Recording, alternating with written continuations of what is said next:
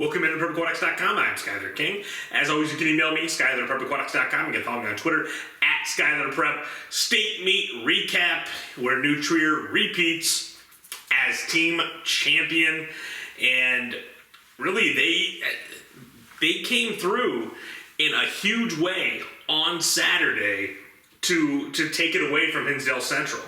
And it obviously all started with the first relay. My partner in crime on the broadcast this weekend, Derek Ammerman, brought up on the broadcast that he had noticed Lenahan slipping on the backstroke start on Friday, and she improved about 0.8 Friday to Saturday in the 50 back. And that was really all they needed to flip that, and that was a 12-point swing right off the bat. Hinsdale obviously had a lot of firsts on Friday, first in both short relays, first in the breast, first in the 50, and they held on to the two individual swims.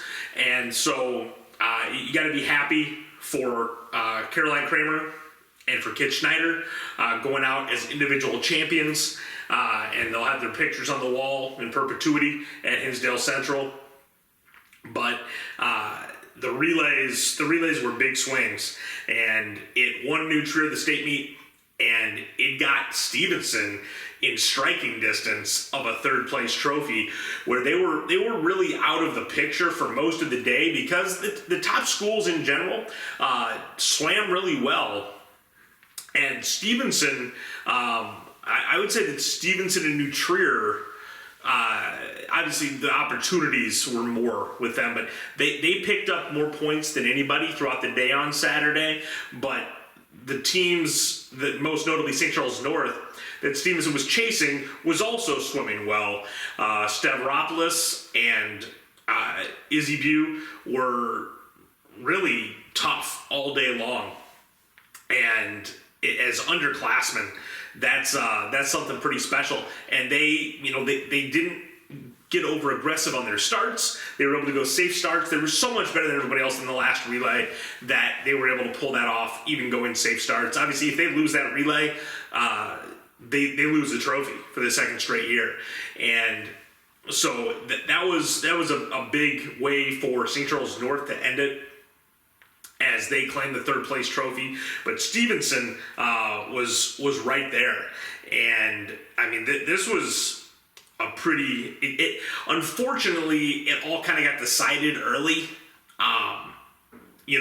but there was a lot of tension throughout the weekend in this meet.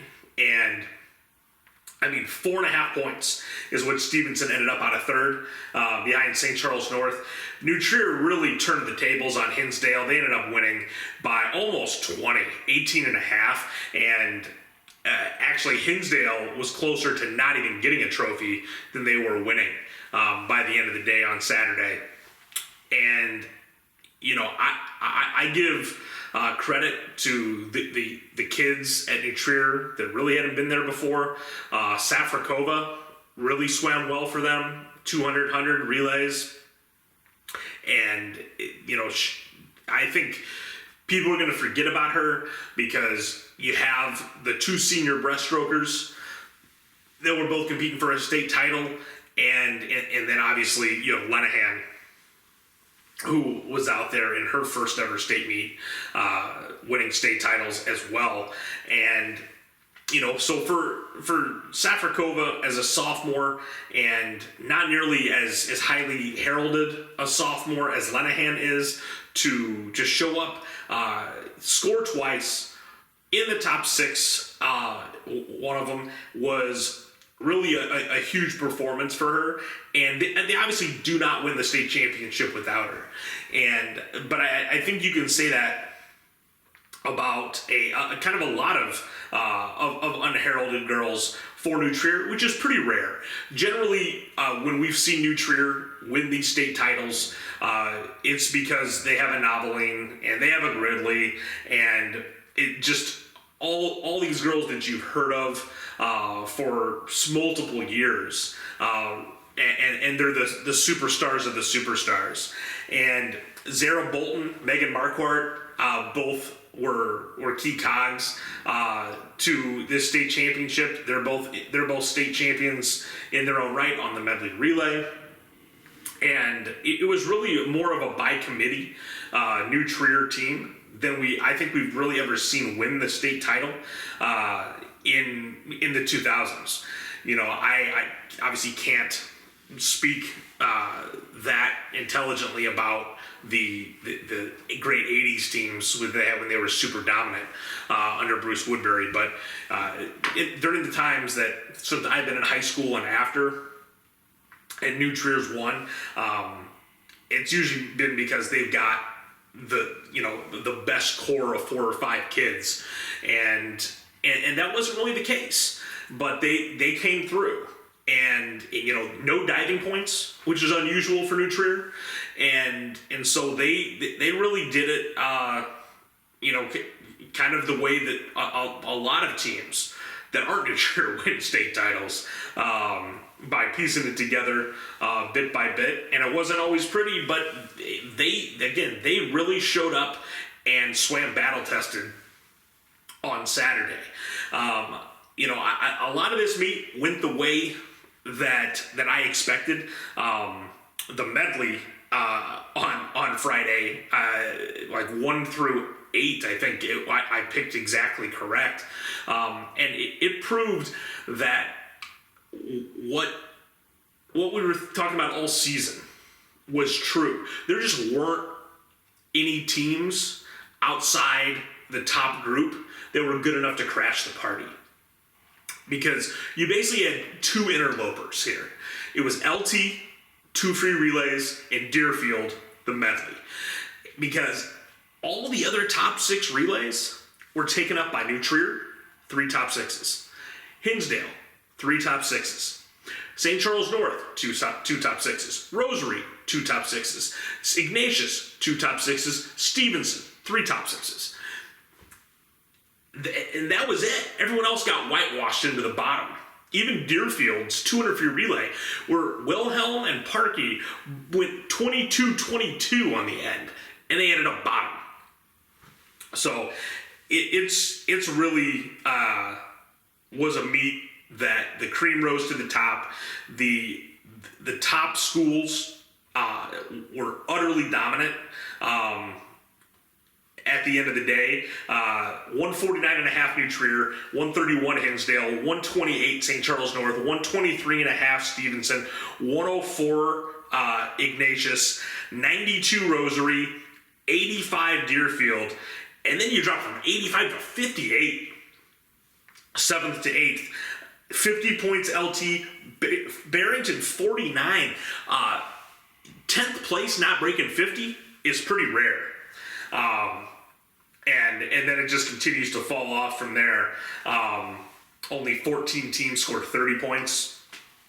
And so there was just a lot of points eaten up by the top teams. And obviously, I'm not really throwing Deerfield into the mix as one of those top teams, but they got 32 from one girl. And so they were able to get their big chunk of points in other ways. The only other double individual champ was Julietta Tracy, who I said was my pick for senior swimmer. I think she's going to win senior swimmer now. It's a bummer for Jenna Kerr, because I think there's a pretty strong argument to be made that Jenna Kerr performed better than Tracy did. If you just look at individual swims. I really thought Tracy was going to put a stamp on senior swimmer by breaking 2 minutes in the IM on Saturday, and she actually looked really shaky coming home in the freestyle. Izzy Bew was running her down, which surprised me, because Tracy's I think just a better pure freestyler, but Bew clearly just more of that distance background. She's excellent at the 200s of stroke. And obviously the IMs, and so she was really ready to go. People should be vacating the IM. Obviously we know about the 200 with Parkey. Maybe she'll move to the IM, but Izzy Bew is coming back as the clear favorite to win the IM next year, and then, it'll be interesting to see if she swims the fly again. Because again, it sure looks like Annika Park is not going to move off the 200 free and the 100 fly. I feel like this would have been the year to do it if she was going to. And obviously she broke the state record. You think she would come back and swim the fly again just to see if she can go 51. She didn't even break the state record in the 200 free. And so, maybe the improvement is just not there in the 200 free, and she can find something else to potentially break a third state record in. But at the same time, if you're her high school coach, you better be pretty confident that whatever event you're going to move her to, she's going to win. She can absolutely win the 500 free next year. The 500 free was one of the worst races we've had in this state in a very long time. Outside of what we got from Jenna Kerr, it was basically nobody in the top 6 would have been close to top 6 most other years. 4:46.3. She won the 500 by 11 seconds. That just doesn't happen. Even in a race like the 500, that's much longer. And so when you look at this race next year, you've got 3 in the top 6 back. Number 1 returner Katie Gressick, 4:57.6. Somebody can easily move into this race and win it next year, unless there's a market improvement from one of these returners that's going to put them more into the range of when Jenny Kerr went and make people think that they're going to break 450. Obviously, Barrington has the great distance history there, but those coaches just had to be licking their chops at this field, going, Jenny, you don't even need to have a good race, and you're going to win the 500 free, which is really disappointing. 500 free is my favorite race to watch. And when it's swum at a high level and you can see the strategy and the way these kids and coaches attack the race, I find to be very entertaining. And we just really didn't see it. Other than Kerr, it just seemed like everyone was struggling to get through it. Which, again, was really unfortunate for me personally. Because, one, like I said, it's my favorite race to watch. But also, if it is ugly, I can't leave. The broadcast must go on. And so I'm happy that as we were going through the meet, we were able to highlight that a lot of these races have a lot of girls returning. And so that's a great sign for the strength next year. The backstroke, Lenahan and Connick tied, but Connick was a half second faster in prelims. She's the number 1 returner by time next year, and the detriment is she goes to Rolling Meadows. She's not going to be in any big meets during the season. We're not going to see her throughout the year, and she's just going to pop up on the radar at sectionals and state, and we'll see where she's at. But she's a talent. I doubt she'd ever been at a meet with this kind of crowd before, but now she's got that experience, and she'll be able to parlay that into hopefully bigger and better things for her sophomore campaign. Because obviously Lenahan's not going anywhere. She's got 2 years left, but Connick has the lifetime best edge, you would say, on Lenahan out of this prelims meet. But a lot of returners in the backstroke. We've got 6th place and 8th place graduated. Everybody else is back. So the backstroke should be much tougher next year. Even the breaststroke has a lot of good returners. The top 3 graduate, but Naraki, Chatan, and Duran, all 102s, all back next year. And then it's just going to be a real fight all these 104s competing to see who can fill those spots. And then if we pick up a couple big time freshmen, next year's state meet can be very strong, because we did have freshmen that were around and scoring, obviously, in this meet. And Ellie Houston, 500 free. It was obviously the easiest race to score in, but she went top 6 as a freshman. The freshman from Buffalo Grove. Stevenson got some contributions from freshmen. Shay Donovan is someone to look out for, because I am really a believer that the biggest leap is from freshman to sophomore year. Because I think a lot of kids make a leap in their freshman year, because I don't care who you are, it's a lot easier to skip a club practice than it is to skip a high school practice. And so you may say, hey, I'm someone that goes to practice every day. Not like this, you don't.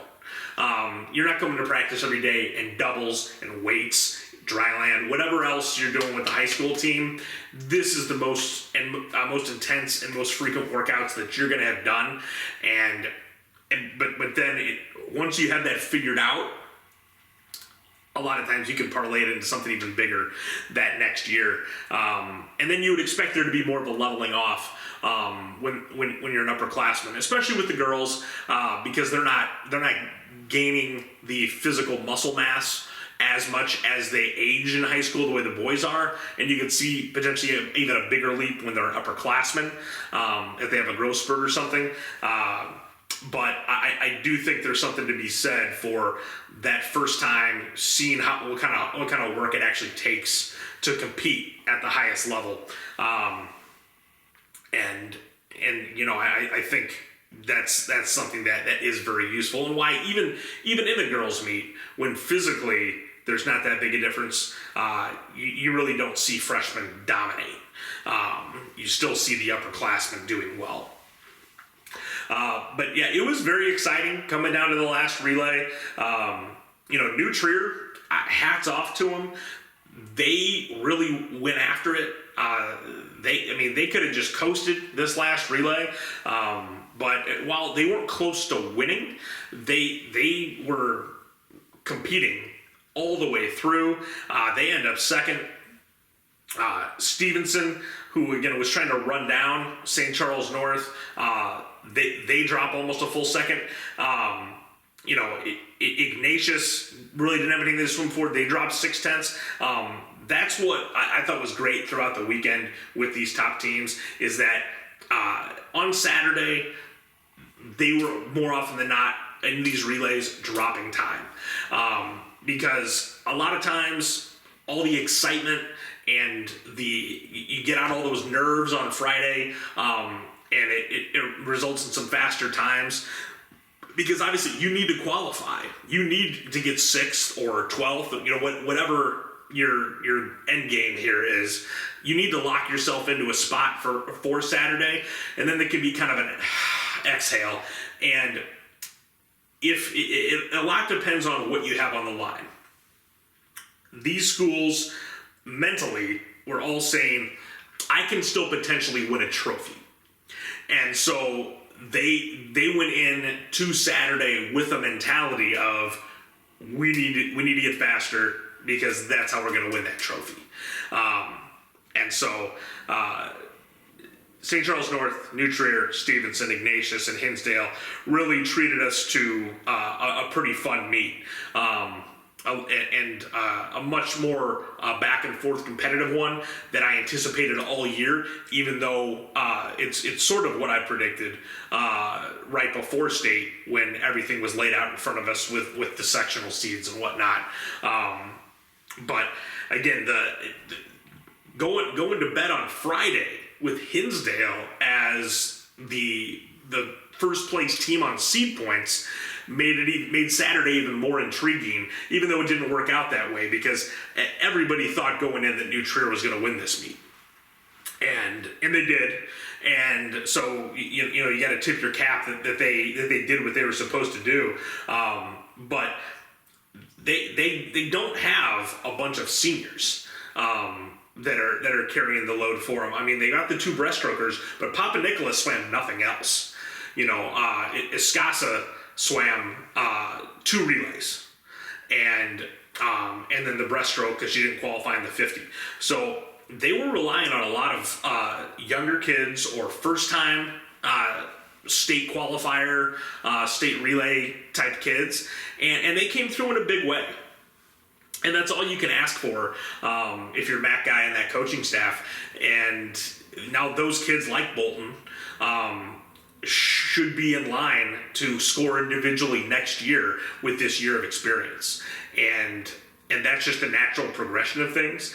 And that's what New Trier needs, because they do lose both those breaststrokers. I can't tell you off the top of my head who their Medley breaststroker is going to be, other than to tell you that unless they get another transfer, they're going to be a lot slower than Charlize Escasa. Escasa really dominated Kramer head-to-head for 2 days.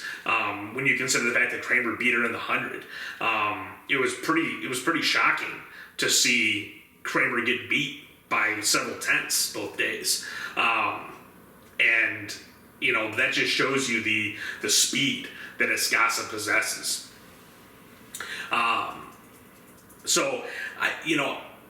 We still saw that a lot of the top talent, and by top talent I mean like state champion talent, weren't the seniors. You got your 2 from Tracy, your 1 from Kerr, and then the 2 Hinsdale seniors.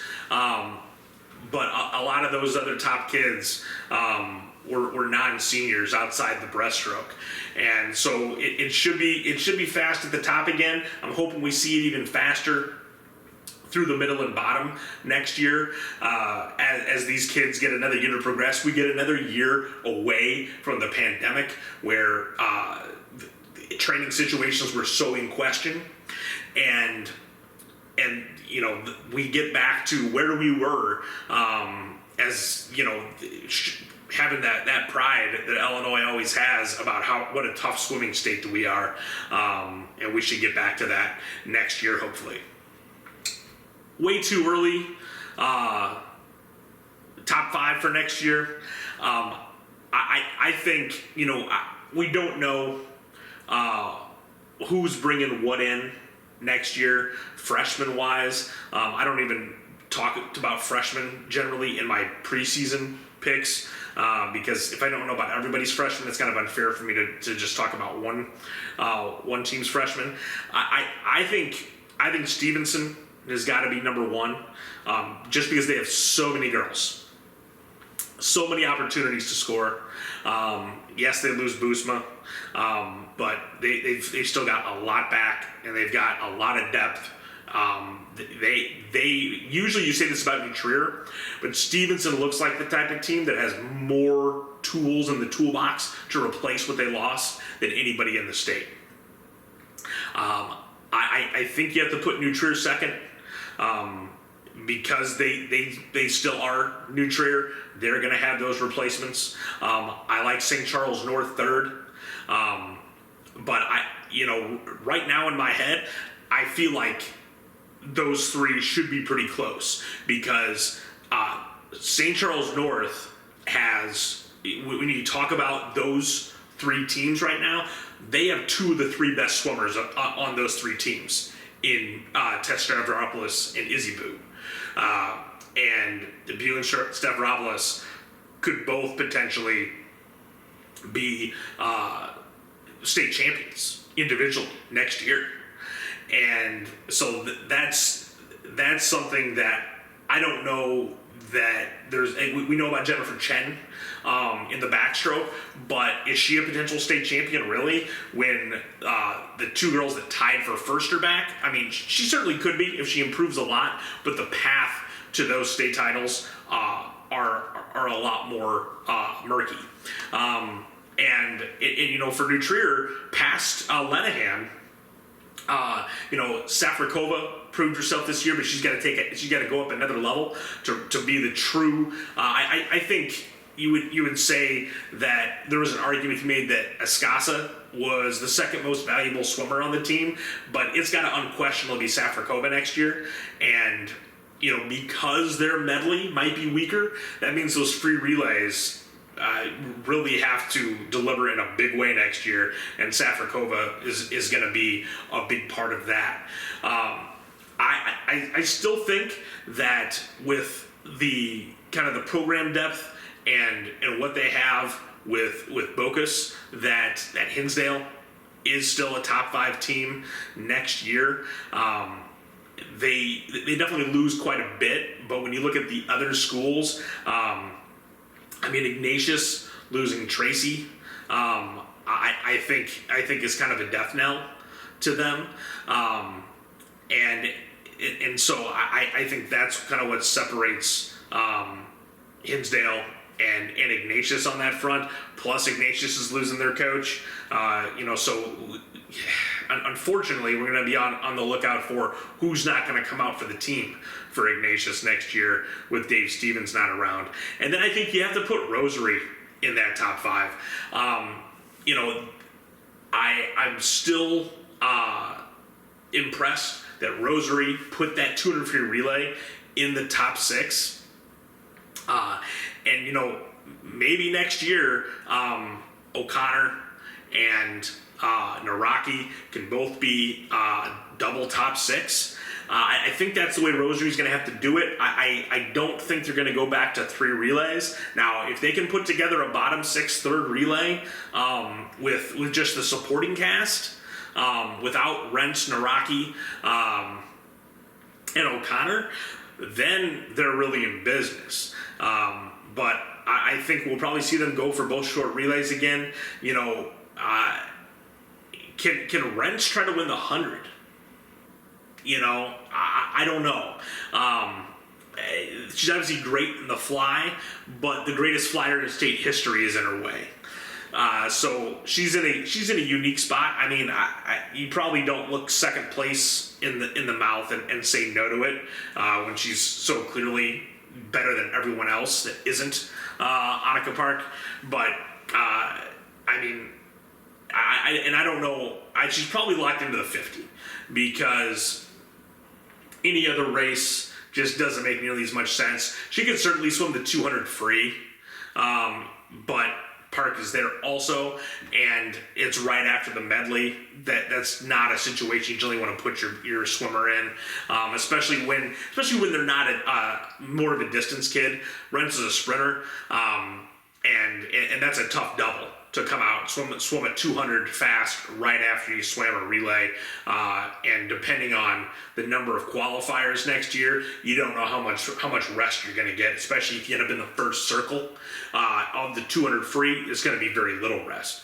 Obviously, Rosary could easily be the number 1 seed in the medley next year, with what Hinsdale and New Trier lose, and bringing back the front 3 like they do, plus more, obviously, to be the anchor. So that's those are all things that Glenn Brown's got the off season and all season next year to consider as he's trying to build his lineup.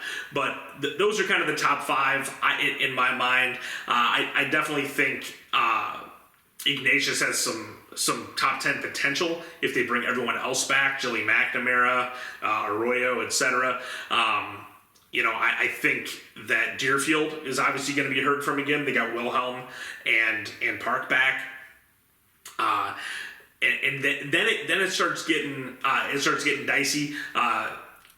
LT lost their 2 big seniors in Adler and Phillips, and those 2 really were linchpins for those free relays all year, and so it'd be tough for them to get back up there without some quite a bit of help from freshmen. As we go east, I think you would say is probably still going to be top 10 next year with Gressick and with Diner, but again, they really struggled with their relays, and so that supporting cast needs to contribute a lot more. Barrington is done without Kerr, and so it really starts getting dicey. Friend could potentially be heard from with Katie Kane running around. Naperville Central is losing a lot of seniors, especially ones that are sprinters. So that could be dicey. I guess gun to my head, I would tell you that Nequa is going to be top 10 next year over some of these other schools. Highland Park obviously loses some really important seniors. So yeah, I think obviously so much is going to be impacted by the freshmen that these schools pick up, which I just don't know about right now. But I think it's pretty clear to say that if I'm picking a state champion for next year, if you give me New Trier, St. Charles North, and Stevenson, I'll give you the field.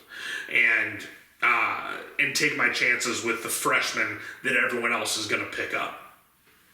So we'll wrap it up there. Hopefully the coaches that do both girls and boys are enjoying the week off in between this year. For all you kids, congratulations on another fun season. Congratulations to New Trier, Hinsdale, and St. Charles North on bringing home trophies for their schools and programs. And congratulations to all the individuals out there that picked up medals and state champions, especially those seniors. Again, Julietta Tracy going out with 2, Kramer and Schneider at Hinsdale each going out as individual champions, and Jenna Kerr dominating the distance events for Barrington, which is really their calling card. We'll be back next year to preview, now that we've maybe seen some freshmen in action, and see where these teams really lie. But yet again, New Trier, state champs, death, taxes, and New Trier is something I started related to the boys, but it's really become that type of thing with the girls over the years that I've covered this as well. We've certainly had some years with Nequa Valley, but New Trier is the constant, and New Trier tacks on yet another state title to their girls swimming legacy. Congratulations, everybody, on a great season, and we'll see you next fall.